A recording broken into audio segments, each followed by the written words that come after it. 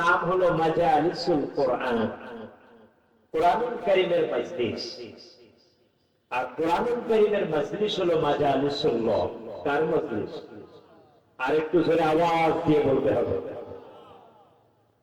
আল্লাহ রাব্বুল আলামিন কোরআনুল কারীমের ভিতরে স্পষ্ট ভাষায় বলে দিয়েছেন, আমি যাদের কল্যাণ চাই একমাত্র তাদেরকেই কোরআনের মজলিসে হাজির করি। আগামীকাল এখানে অনেক মানুষ হবে, কথা যেমন সত্য, তার চেয়ে বড় সত্য হলো আজকে আল্লাহ তাআলা যাদেরকে পছন্দ করেছেন কোরআনের জন্য তারাই এখানে হাজির হয়েছেন। সুবহানাল্লাহ বলবেন না? ঘোষণাটা কার? আল্লাহ তাআলা বলছেন,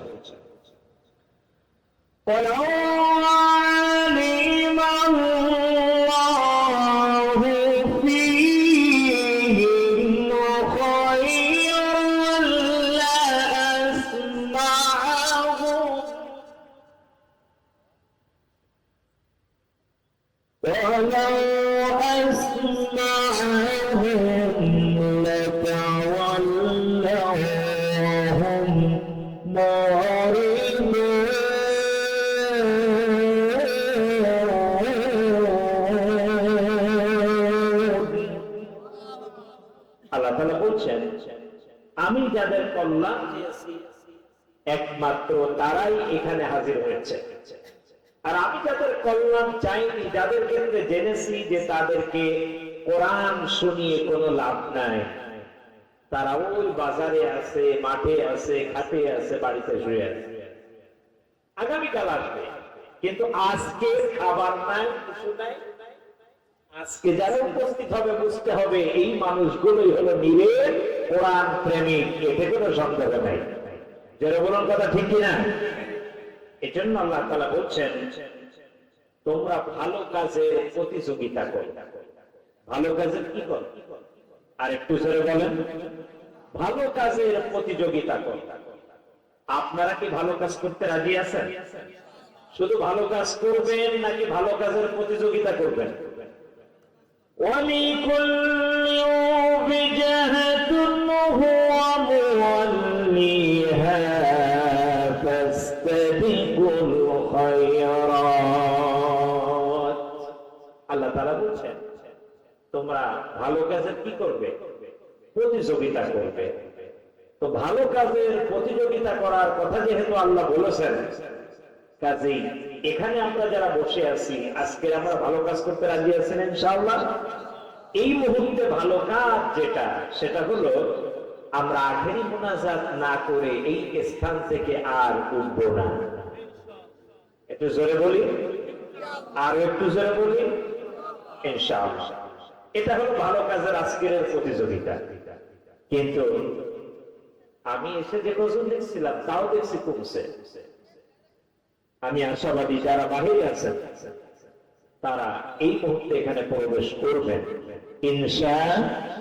আর একটু জোরে বলি ইনশাআল্লাহ। হাজিরিন আসুন, আমি সংক্ষিপ্ত আকারে যেখান থেকে আলোচনা করব আগেই তেলাওয়াত করে নিতে চাই ইনশাআল্লাহ। أعوذ بالله من الشيطان الرجيم.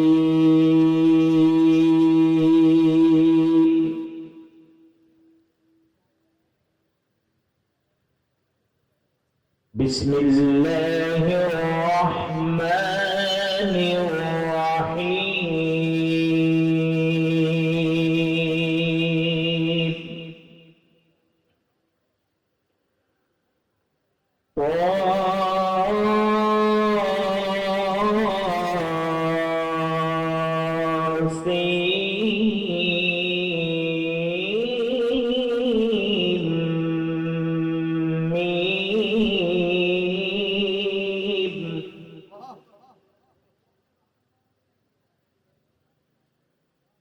تلك آيات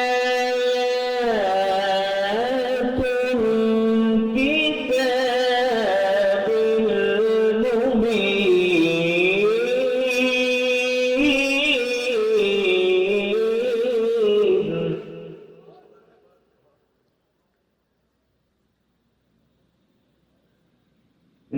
نتلو عليك من نبأ موسى وفرعون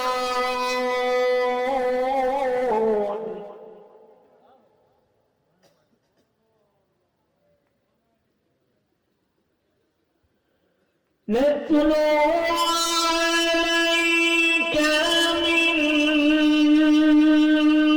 نبأ موسى وفرعون بالحق لقوم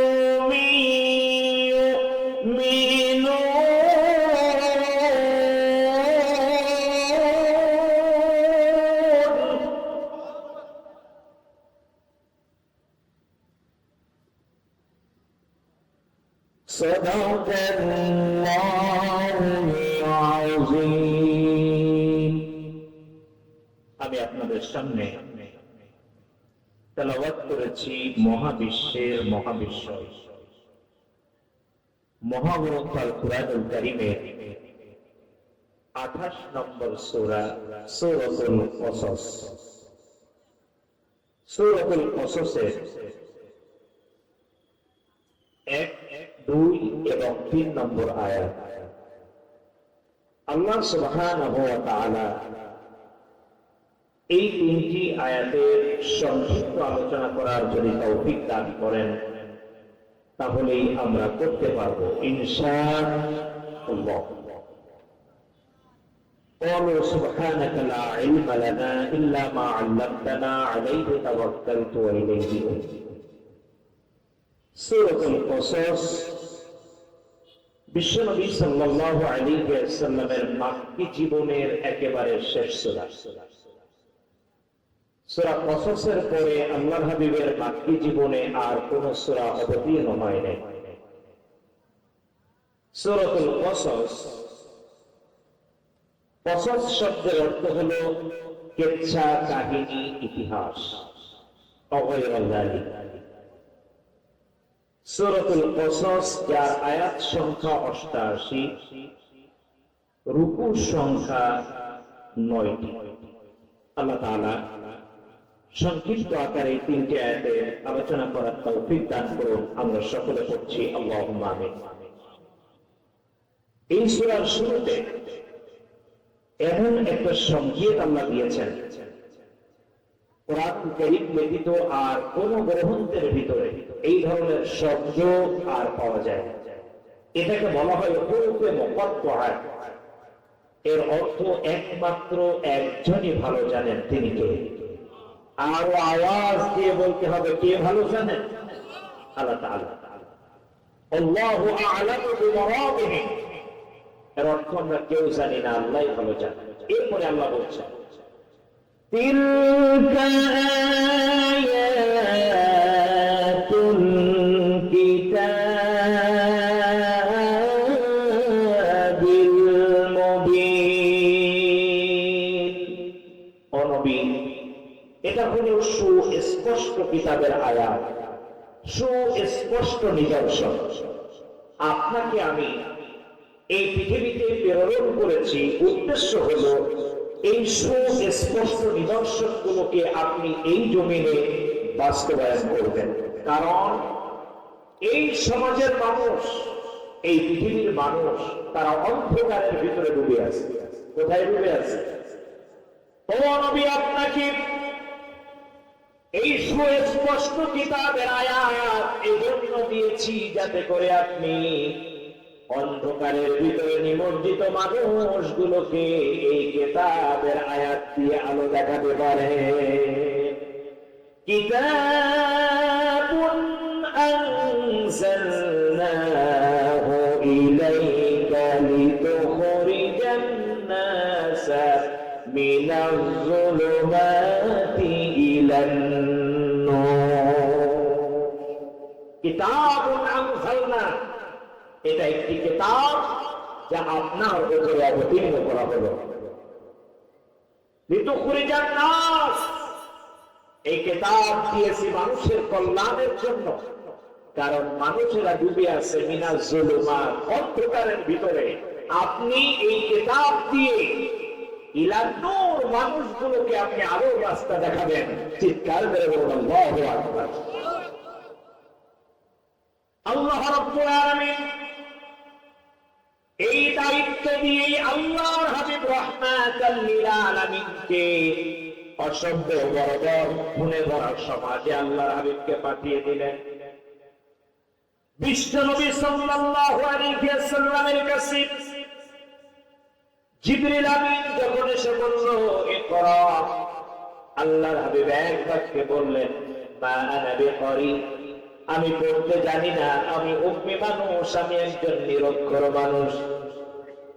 প্রিয় দিনী ভাইরা আমার, যখন আল্লাহর হাবিব সর্বপ্রথম জিবরাইলকে দেখলেন, জিবরাইলকে দেখার পরে বিশ্বনবী সাল্লাল্লাহু আলাইহি ওয়াসাল্লাম কিন্তু বিচলিত হয়ে গেলেন।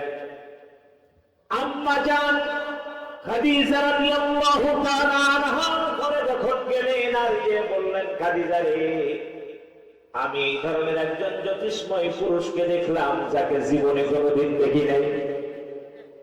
আম্মা জান খাদিজা রাদিয়াল্লাহু তাআলা আনহা সব কিছু যখন শুনলেন, সব শোনার পরে এক পর্যায়ে খাদিজা ডাক দিয়ে বললেন, আপনাকে কেউ কোনো ক্ষতি করতে পারে না, কারণ আপনি অসহায় মানুষকে আশ্রয় দেন, বিধবাকে আপনি আশ্রয় দেন, এতিমকে আপনি সাহায্য করেন, আপনাকে কেউ কোনো ক্ষতি করতে পারে না। তারপর আপনি যে বিবরণ দিলেন শুনুন, আগামীকাল সকাল বেলায় আমার চাচাতো ভাই ওরাকা বিন নওফেলের কাছে আপনাকে নিয়ে যাব।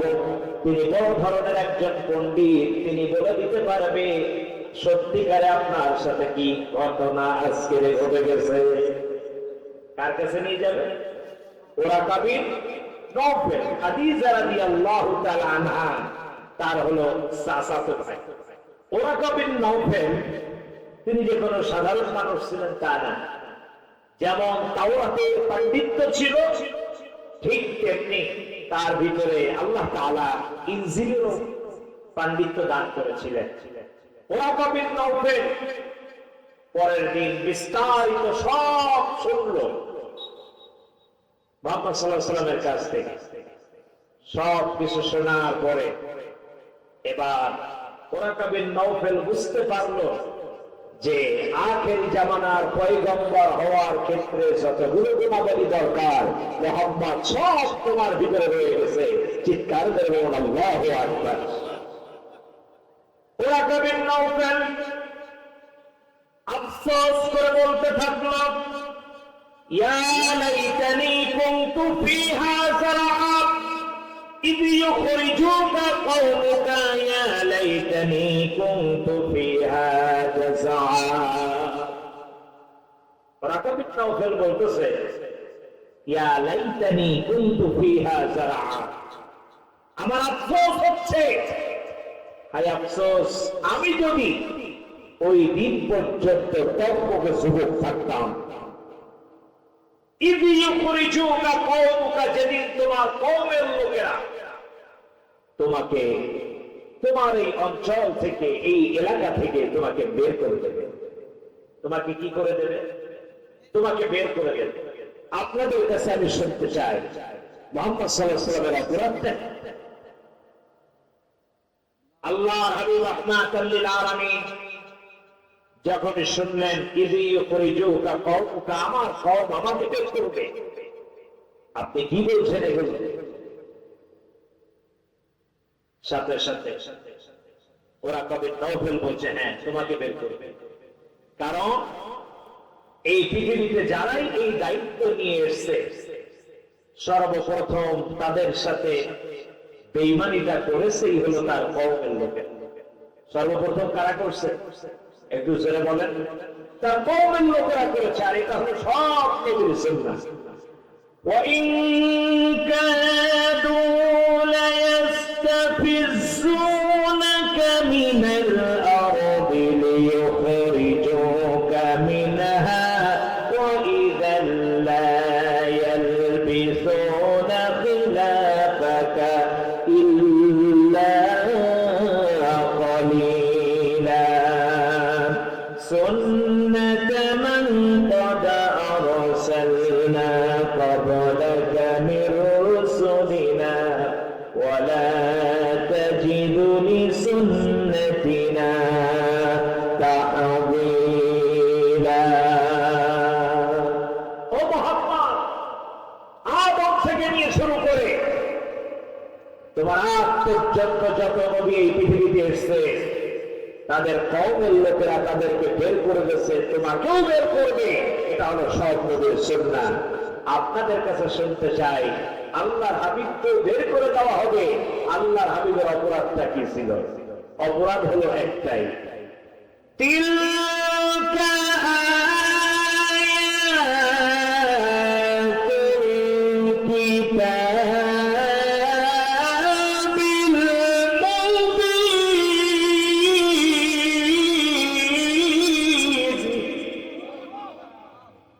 আল্লাহর হাবিবের অপরাধ হলো একটাই, সুস্পষ্ট কিতাবের আইনকে এই জমিনে প্রতিষ্ঠিত করা, এটাই ছিল তার অপরাধ।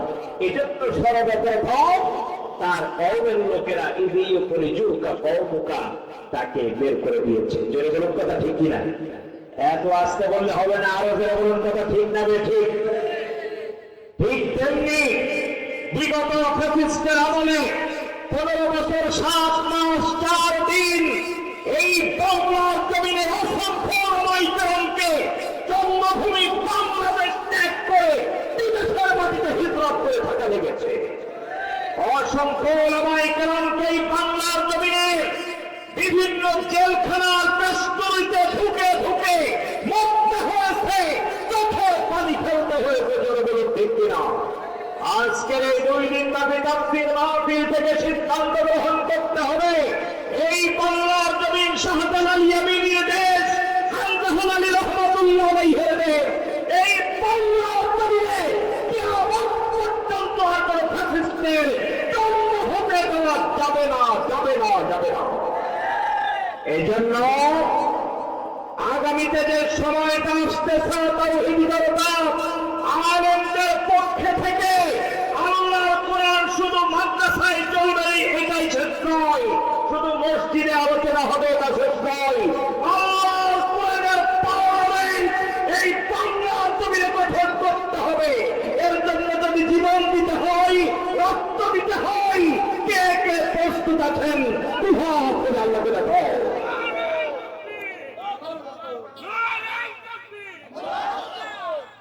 প্রিয় ভাইয়ের আমার, বলছিলাম বিশ্বনবী সাল্লাল্লাহু আলাইহি ওয়াসাল্লাম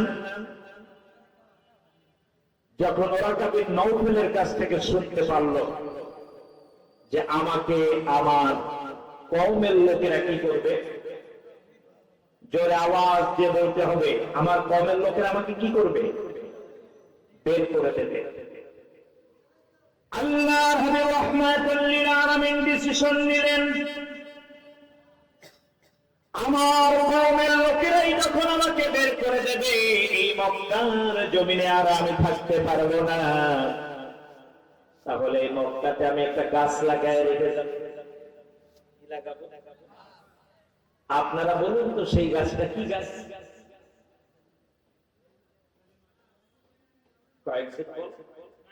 যে গাছের কথা আল্লাহ কোরআনে বলেছেন। আল্লাহ রাব্বুল আলামিন বলেন, ألم تر كيف ضرب الله مثلا كلمة طيبة كشجرة طيبة أصلها ثابت وفرعها في السماء। আল্লাহর হাবিব সিদ্ধান্ত নিলেন সেই গাছটা হলো ইসলামের গাছ, কলেমার গাছ। এই মক্কায় তো আমি থাকতে পারছি না, তাহলে আমি চলে যাওয়ার আগে মক্কাতে এই ইসলামের গাছটা আমি আজকে রোপণ করে রেখে যাব। নবী করিম সাল্লাল্লাহু আলাইহি ওয়াসাল্লাম এই ডিসিশন নেওয়ার পর যখন ইসলামের এই চারা গাছটা রোপণ হয়ে গেল, ওরা ডিসিশন নিল, যখন দেখতেছে যে নতুন আরেকটা গাছ গজিয়ে গেছে, অর্থাৎ আশপাশে সুদের গাছ, ঘুষের গাছ, টেন্ডারবাজির গাছ, চাঁদাবাজির গাছ, ঘের দখল করা গাছ সব যখন ফল দিচ্ছে, তখন ইসলামের গাছটা কেবলমাত্র অঙ্কুর গজিয়েছে। আবু জাহেলেরা সিদ্ধান্ত নিল, এই গাছ যদি এইভাবে বড় হতে থাকে তাহলে নিশ্চিত আমাদের গাছ একটা টাইমে আর টিকবে না, এটা অটোমেটিক মারবে। কাজী আমাদের গাছ যেন না মরে, এই জন্য ইসলামের গাছটাকে আগে কি করতে হবে।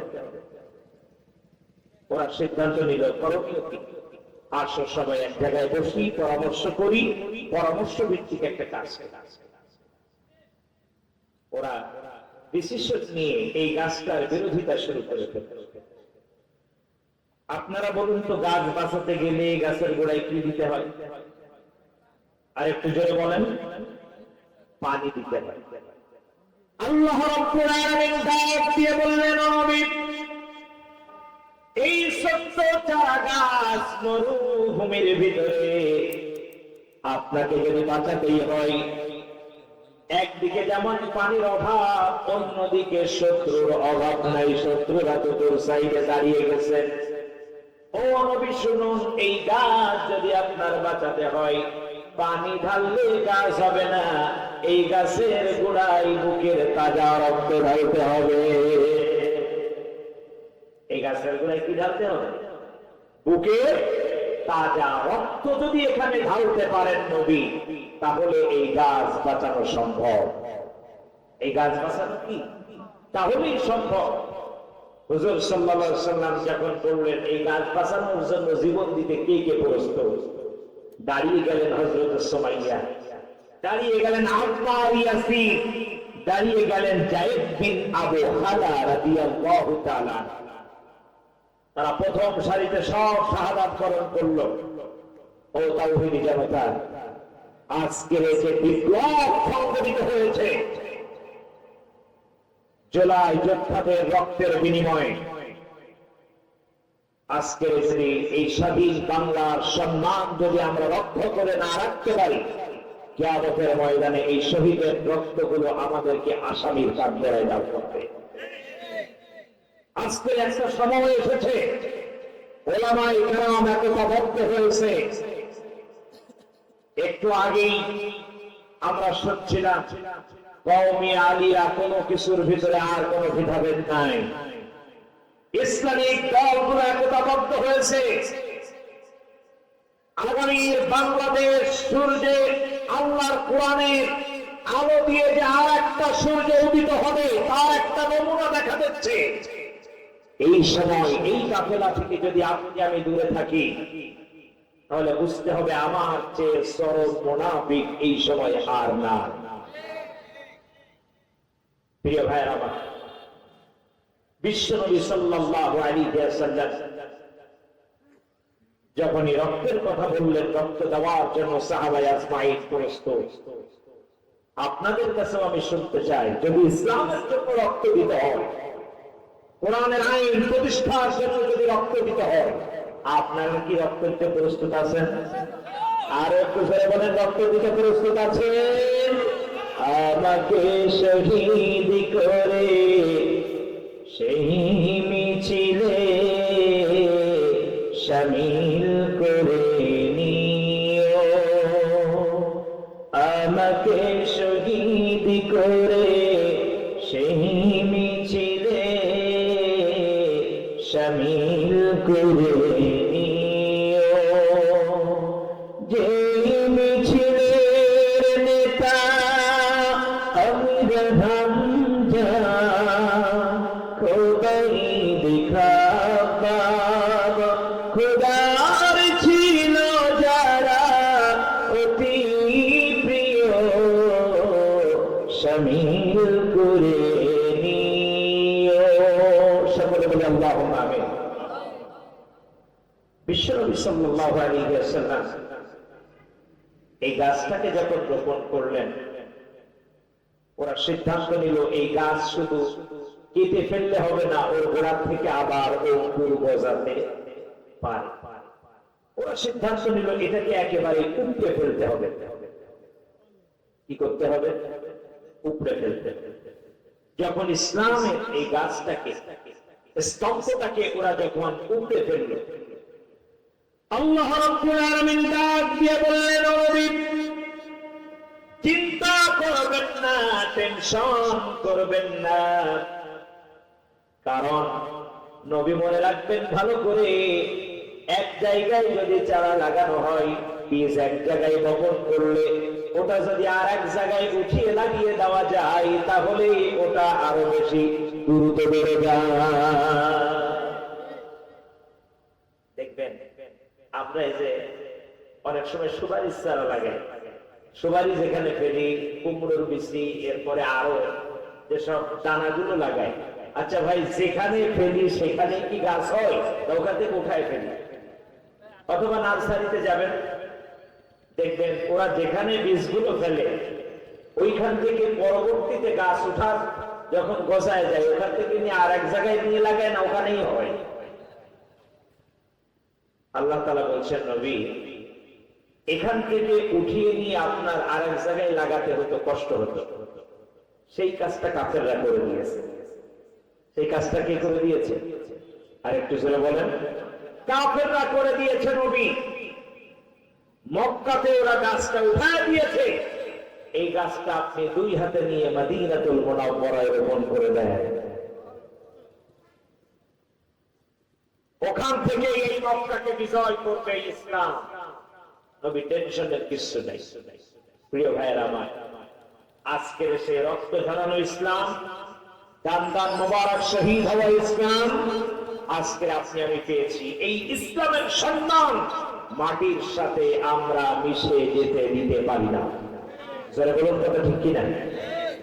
আল্লাহ রাব্বুল আলামিন এবার ডাক দিয়ে বললেন, নবী আপনার কাজ হলো তিলকা আয়াতুল কিতাবিল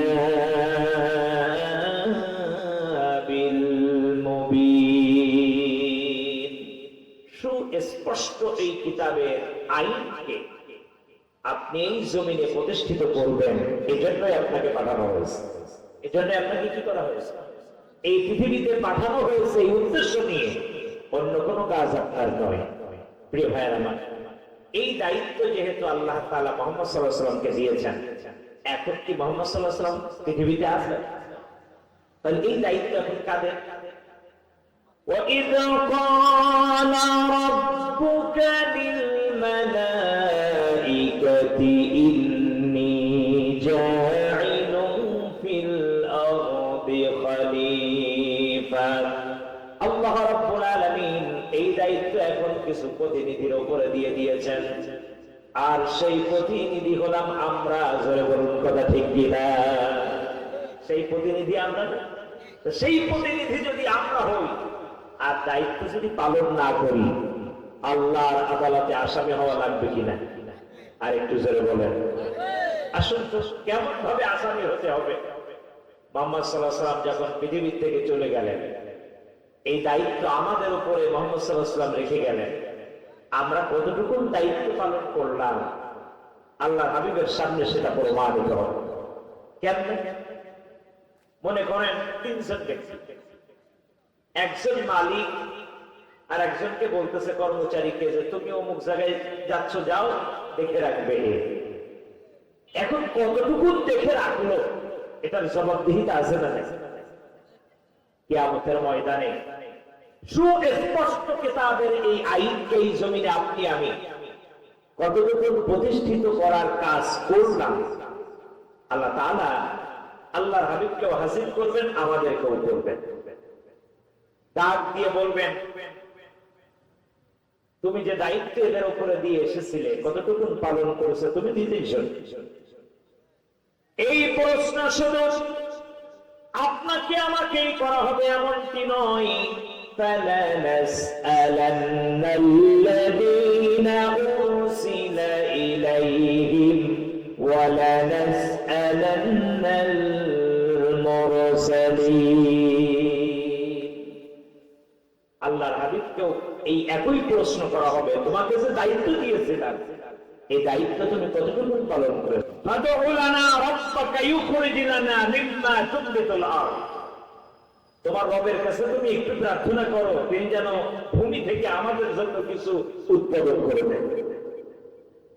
মানে কত বড় জালিম হলে পরে এটা সম্ভব। আল্লাহ দিচ্ছেন কিসের খাবার? জান্নাতের খাবার। অথচ সে মুসা কালিমুল্লাহকে ডাক দিয়ে তার জাতি বলছে যে আমরা একটু উৎপাদন করে খেতে চাই। মুসা আলাইহিস সালাম বললেন, খুব ভালো কথা, কি কি উৎপাদন করে খাওয়া তোমরা একটু বলো। ওরা তখন ডাক দিয়ে বলছে, আমরা কি কি উৎপাদন করবো শোনো। মিন বাকলিহা ওয়া কিসাইহা ওয়া ফুমিহা ওয়া আদাসিহা ওয়া বাসালিহা। এক নম্বরে আমরা শাকসবজি উৎপাদন করব, শসা, রসুন, মসুরি, পেঁয়াজ, এগুলো। কে বলতেছে? তার কওমের লোকেরা। অথচ আল্লাহ তাদেরকে কি খাবার দিচ্ছিলেন? জান্নাতি খাবার। কি নাম? মান্না সালোয়া। দেখেন এই মান্না সালোয়া এটা আসলে কি? আমরা বারবার বলি মান্না সালোয়া জান্নাতি খাবার, আল্লাহ বনি ইসরাঈলদেরকে খাওয়াইছিলেন। মান্নাটা হলো এক ধরনের মিষ্টি পদার্থ। মান্নাটা কি? এক ধরনের মিষ্টি পদার্থ। এটা ভোরবেলায় গাছের পাতা বা পাথরের উপরে জমা হতো। খেয়াল করতেছেন কথা আমার? পাথরের উপরে অথবা গাছের পাতায় এটা হলো জমা হতো, যার স্বাদটা ছিল মধু বা ঘন সিরাপের সাথে। সুন্দর। এর রং ছিল হালকা সাদা বা আপনার ওই যে কি বলে গোলাপি কালার টাইপের। এগুলো জমা হতো পাথরের উপরে, পাতার উপরে। ওরা এটা সরাসরি খেতে পারতো, আবার কখনো রুটি দিয়ে এটা খেত। আর সালোয়াটা, এটা গেল মান্না। সালোয়া হলো এক ধরনের পাখি। এটাকে বলা হয় বটের পাখি অথবা ওই যে কোয়েল পাখির যে সাইজ। এই ধরনের এই পাখিগুলো ওরা খেত, যেগুলো দৈনিক এই জমিনে আল্লাহ তাআলা পাঠাতেন।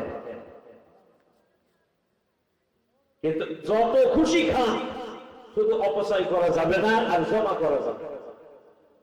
কিন্তু ওরা একের পর এক দেখা গেল জমা করাও শুরু করলো। এই খাবার বাদ দিয়ে ওরা আল্লাহকে কি বললো? আমরা কি কি চাষ করে খাবো? শাক সবজি, রসুন, পেঁয়াজ, শসা, এগুলো খাবো। মুসা আলাইহিস সালাম ঠান্ডা নবী ছিলেন, তাই মুসা কালিমুল্লাহ ডাক দিয়ে বললেন, قال أتستبدلون الذي هو أدنى بالذي هو خير। তোমরা কি উত্তম জিনিসের তুলনায় নিকৃষ্ট জিনিস চাও? তাহলে তোমরা কাজ করো। يهبطوا مصرا فإن لكم ما سألتم। এই নগরী থেকে তোমরা অন্য কোন নগরে আশ্রয় নাও, অন্য কোথাও চলে যাও। রাগান্বিত হয়ে বললেন। আল্লাহ তাআলা এবার ডাক দিয়ে বললেন, ওদেরকে শুধু বের করে দিলেই হবে না, আরো বড়। অদরিবাত আলাইহিমুল যিল্লাতু ওয়াল মাসকানা। আমি তাদের উপরে লাঞ্ছনা এবং দারিদ্রতা, এই দুইটা আমি চেপে দিলাম। এখন আল্লাহ তাআলা দারিদ্রতা দিলেন, লাঞ্ছনা দিলেন, এটা কি ভালোবেসে না রাগ হয়ে? وباءوا بغضب من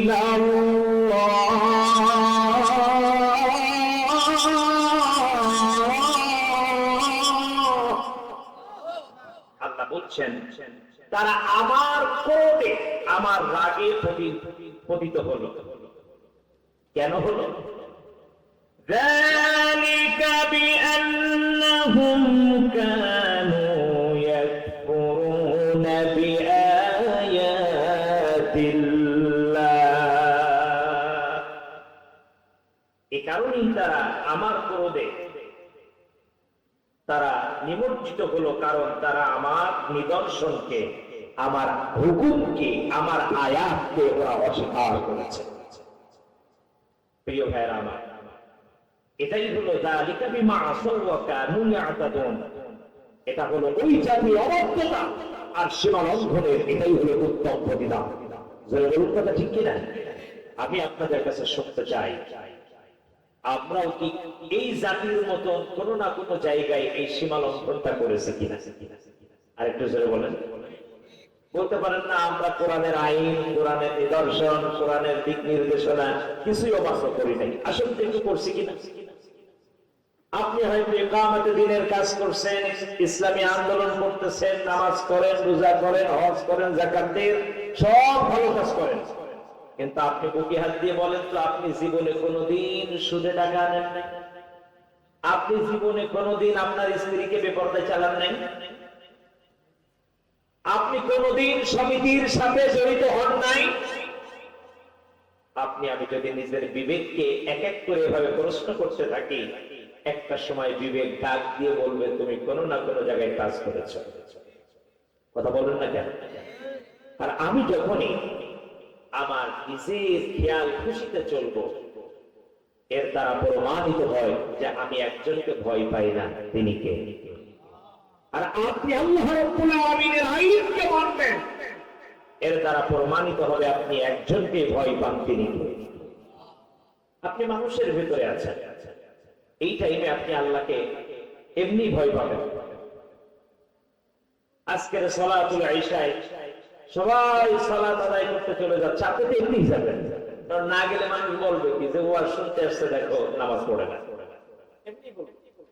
কিন্তু এমন জায়গায় আপনি আছেন যেই জায়গাটায় আপনি আর আপনার রব ছাড়া আর কেউ নাই, ওই জায়গাটায় আপনি আল্লাহ তাআলাকে কতটুকু ভয় পাচ্ছেন, আপনি কতটুকু সেই রবকে স্মরণ করতেছেন, এটাই প্রমাণিত করবে যে সত্যিকারে আপনি কাকে ভয় করেন। আর একটু জোরে বলেন, আরো জোরে বলেন, আপনি আল্লাহকে ভয় করেন কিনা, ওই জায়গাটাই প্রমাণ।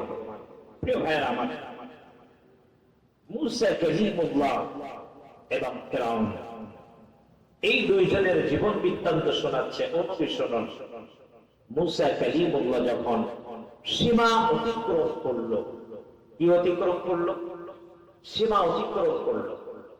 আমি ফিরআউন যখন সীমা অতিক্রম করলো, আমি মুসাকে বললাম, মুসা তুমি একটু যাও, তুমি এখন যে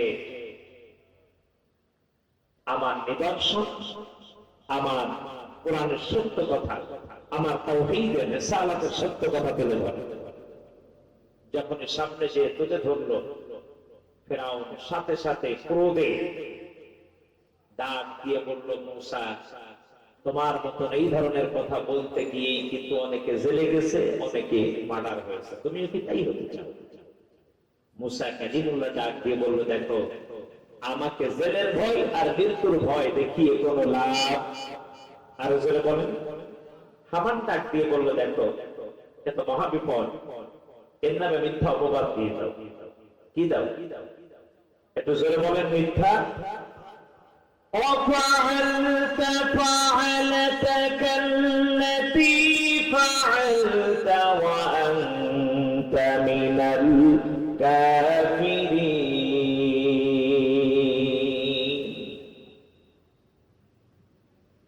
সাথে সাথে ডাক দিয়ে বলল, وَأَنْتَ مِنَ الْكَافِرِينَ। মুসা একটা কাফের হয়ে গেছে, সীমা লঙ্ঘন করেছে। এই অপবাদ যখন দিল, জাতি বলা শুরু করলো, এই ধরনের অপবাদ দিয়ে মুসাকে আমাদের থেকে দূরে সরানো সম্ভব। আরো জোরে বলেন। ঠিক তেমনি আগামীকাল যে উলামায়ে কেরাম এই ময়দানে তাশরীফ আনবেন, এই জাতি থেকে তাদেরকে বিচ্ছিন্ন করার জন্য অসংখ্য মিথ্যা অপবাদ এই আলেমদের নামে দিয়েছিল। জোরে বলুন কথা ঠিক কিনা? দেখা গিয়েছে এই বাংলার জমিন থেকে সেই ফ্যাসিস্ট চিরদিনের জন্য বিতাড়িত হয়ে চলে গেছে, কিন্তু সেই আলেমরা আজকের বীরের বেশে জাতির সামনে উপস্থিত হচ্ছে। এটাই হলো আমার আল্লাহর ফয়সালা। যারা বলুন কথা ঠিক কিনা? প্রিয় ভাইয়ের আমার, কাজেই আমরা ফ্যাসিস্ট মুক্ত বাংলাদেশ গড়েছি, ফ্যাসিস্ট মুক্ত বাংলাদেশ গড়ব, আল্লাহর জমিনে কোরআনের রাজ কায়েমের সংগ্রাম মৃত্যুর আগ পর্যন্ত করে যাব। কে কে রাজি আছে? হাত তুলে একটু আল্লাহকে দেখো। আল্লাহ তাআলা হাতগুলোকে কবুল করুন, বলো না আমি। আর একটু জোরে বলি আল্লাহুম্মা আমিন। আমি আর সামনে যাব না, বিজ্ঞ উলামায়ে কেরাম উপস্থিত হয়ে গেছেন। সম্মানিত বড় ভাই হাফেজ মাওলানা মুফতি আলমগীর হোসাইন জিহাদি সাহেব, আমি এত সময় সংক্ষিপ্ত আকারে যে কথাগুলো বললাম, রব্বে কারীম আমাদেরকে যেন আমল করার তৌফিক করেন। বিশেষ করে এই মাদ্রাসার দিকে আপনারা খেয়াল রাখবেন। এই মাদ্রাসায় আমাদের যখন পদচারণা ছিল,